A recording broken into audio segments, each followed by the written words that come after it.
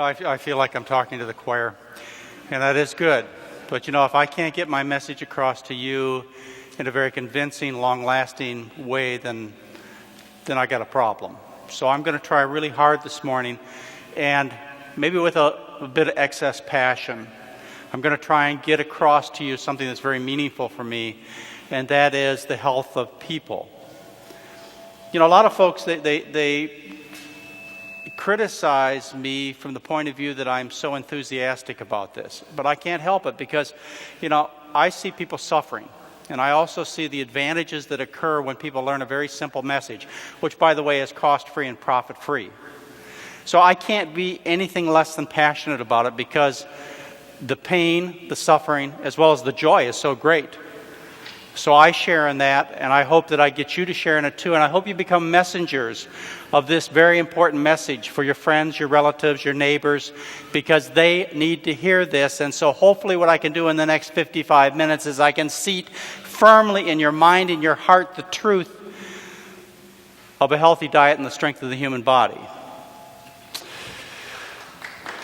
What the title of the talk is today is Diet versus Drugs, Patients versus Profits, and I only add this for certain groups, doctors versus drug pushers. We have to get some common ground here. We have to get some common understanding that we all agree upon, and if you have any problem with the next few slides, don't hesitate to raise your hand and tell me where you think differently. Mary and I were at a restaurant recently, and a lady came up to us and she said, I'd like to take your picture. It'll only cost you $10 to have a picture of your family. And I looked at her and I thought, I really don't want a picture of my family, but that's kind of a neat idea. And I looked over to my left and I saw this family that you see here. I saw this family here sitting to my left. They were speaking Japanese and they were eating rice and vegetables and a little bit of fish. And I said, take me a picture of that family. I'll buy it for you for $10. And so she did. She came back and sold it to me. I said, hey, that's pretty neat. I wonder if I can do that again. So I said, how about taking a picture of the family to my right? And so she took a picture of this family to my right, and I paid her $10. Next slide, please. Oh, sorry. Thank you. Shoo. There we go.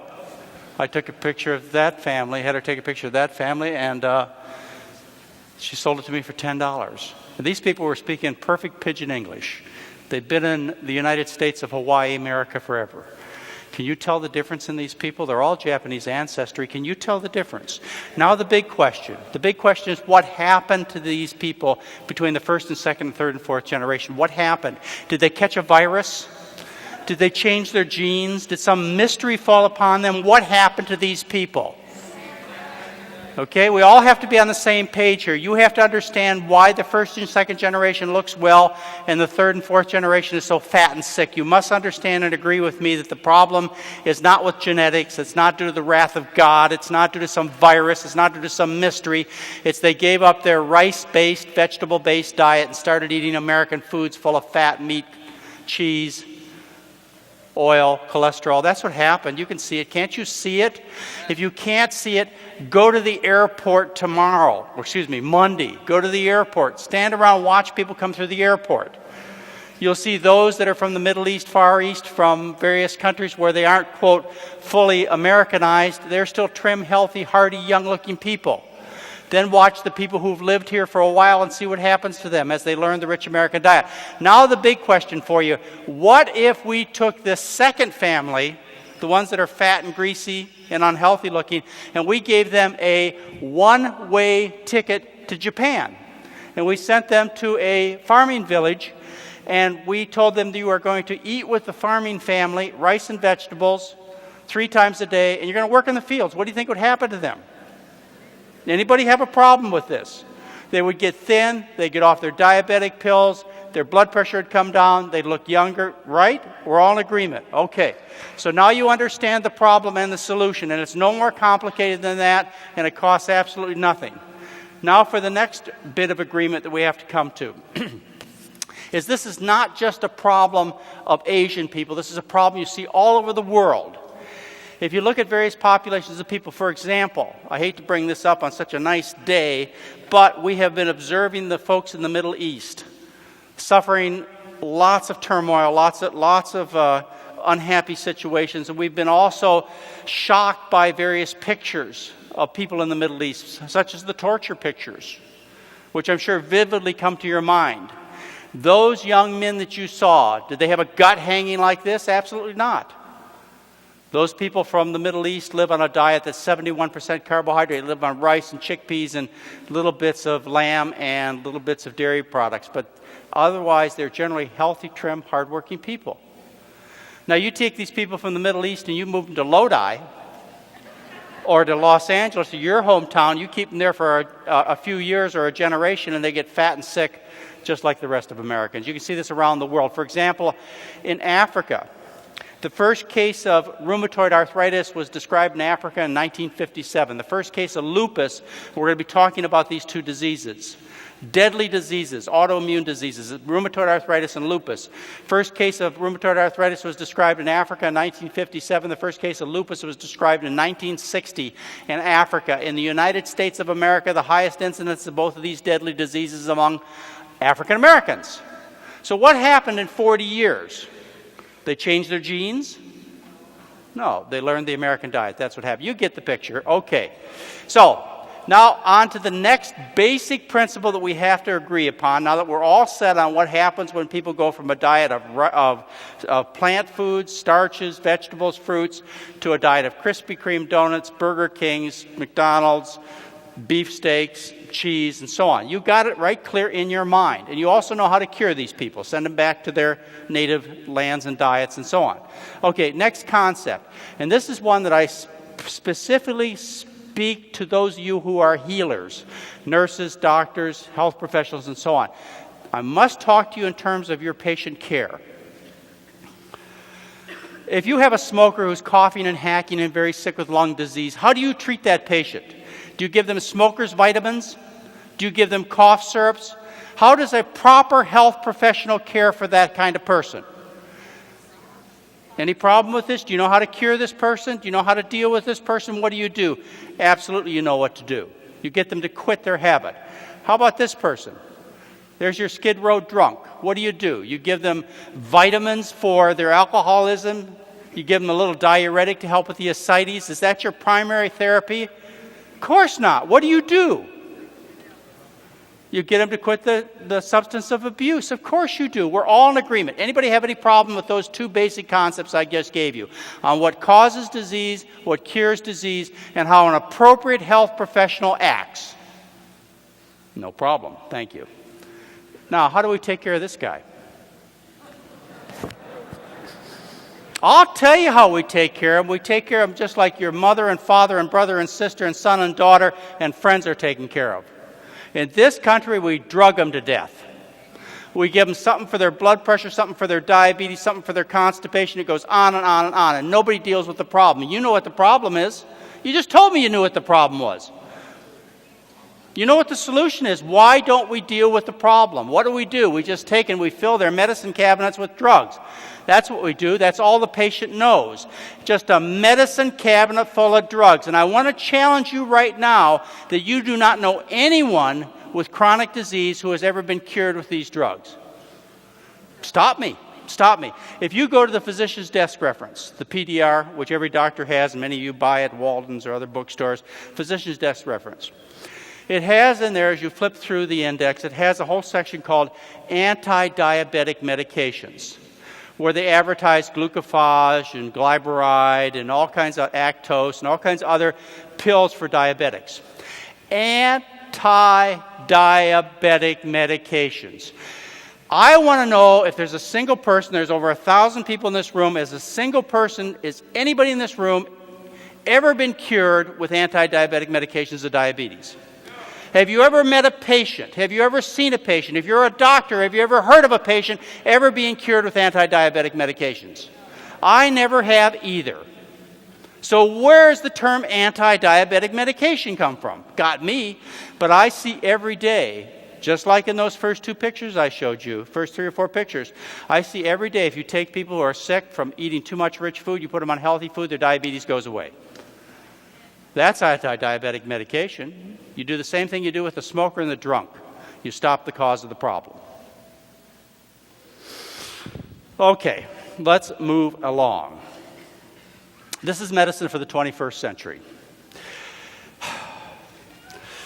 Fexerol, which is the top pill, guarantees weight loss, but the side effects are attacks of the ear canal.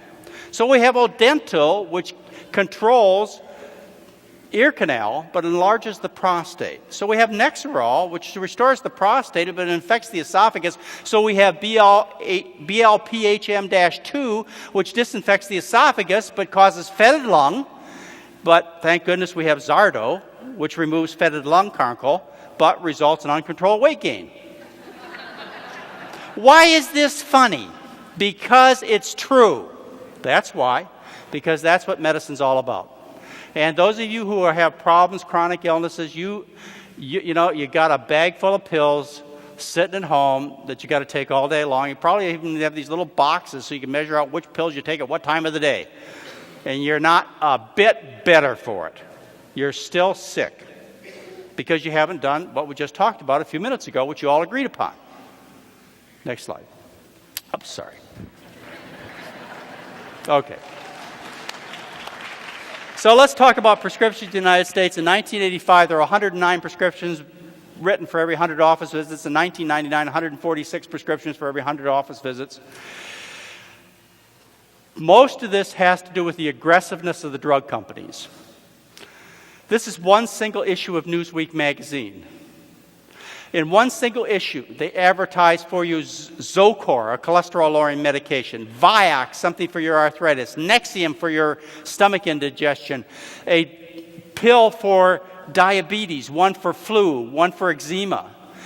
To the consumer, they advertise 6 prescription medications in one magazine meant for the consumer.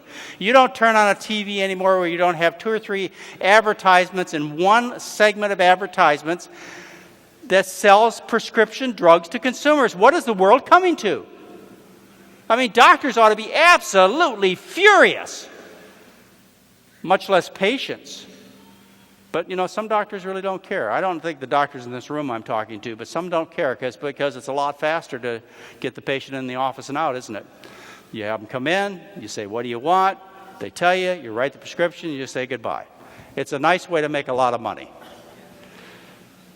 So, this is the kind of consumer we have. I was depressed because my Cialis and my Viagra didn't work, so I took Prozac, but my Celebrex and my Vioxx canceled out the Zocor and the... Oh, boy. But the consumer's in charge. There's no end to cost. Between 1997 and 2000, there was an 18% per year, get that, per year increase in spending on retail outpatient drugs, $80 billion to $155 billion increase between that 3-year period of time. It's expected by the year 2011, 15% of the money spent in this country will be on prescription drugs. I doubt it. I bet it's by 2005. These guys are so good. They are so effective at their advertising. They'll get it from 10 to 15% by next year. All right, let's talk about some options. Let's examine some of the options when it comes to drug therapy. Diet versus drugs. Is there an alternative? Let's start with the number 1 and number 4 prescription drugs in this country. What I'm showing you over the next few minutes are the actual statistics on what's being sold in this country in terms of drug therapy. Number 1 and number 4 are cholesterol-reducing medications. They're called statins. They're very popular. By the way, I do use them. I am a doctor. I write prescriptions. My prescription pad, however, lasts about a year per pad. But I do write prescriptions, and I do not want you to think about me as an alternative or a holistic doctor, because I am not. I'm a board-certified internist. I am a regular doctor, and I'm very proud of it. But I practice very conservative medicine. I do not give people drugs for dietary diseases, unless it's the last resort. And so I do prescribe cholesterol-lowering medications to my patients, no question about it, because they do work, but it's the last thing I do, not the first. So let's talk about these medications. They do work. They inhibit the production of cholesterol in the body.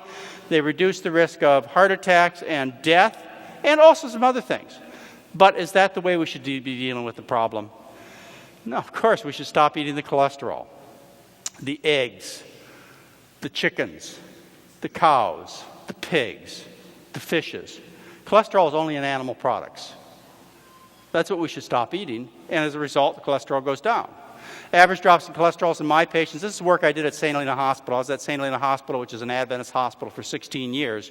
This is some of the data we accumulated. In 11 days, the average drop in cholesterol in 1,250 patients was 29 points. If you start with a high cholesterol, the drop is 65 points. That's better than drugs. 65-point drop in cholesterol in 11 days if you started with a high cholesterol. Drop triglycerides in half with a healthy diet. Now, I have to just put a side note in here. Some of you are trying to get healthy in terms of cholesterol and triglycerides, and you're eating, quote, a vegetarian diet, and you're hitting the fruits, and the fruit juice is too hard. If you're too concentrated on the sugars, what happens is your triglycerides and sometimes your cholesterol goes up. So you need to back off on those to get cholesterol and triglycerides down even more effectively. Joe Wyzaki, he's an Adventist. Yeah, he is. And I met him on one of our cruises, Alaska cruise, but he and his wife have been writing me for a long time before. He's also a physician. He's an internist, and he practices in San Antonio, Texas. And he got excited about good diet because of his wife, Glenn. Glenn got excited about good diet because she was tired of being constipated. This is the interesting thing. I never know who's going to listen to my message. Some of you are out there thinking, well, it's only those people who are ready to have bypass surgery, who've got cancer or so on, are going to be interested enough in this kind of message. No way. I mean, I know people, and you do too, who will smoke cigarettes through their endotracheal tubes.